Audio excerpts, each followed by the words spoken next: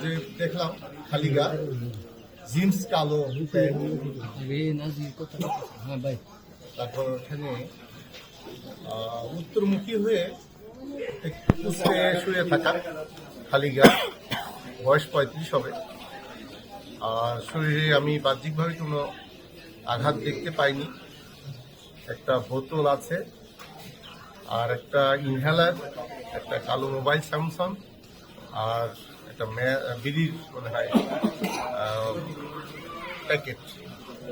তা আমরা আমাদের টাইম সিং মেসেঞ্জার অফিস থেকে জানিয়েছি টাইম সিং আসবে এবং ঊর্ধ্বতন officer Bajitpur circle sir SP sir এসে এটার ব্যাপারে সিদ্ধান্ত দেবেন। আমরা বাহ্যিকভাবে যা দেখছি তাতে কোনো আঘাত পাচ্ছি না।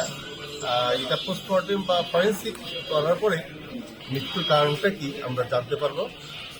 এই ব্যাপারে তদন্ত অব্যাহত আছে, পরবর্তীতে আপনাদেরকে বিস্তারিত জানাবো। এই আমার বক্তব্য।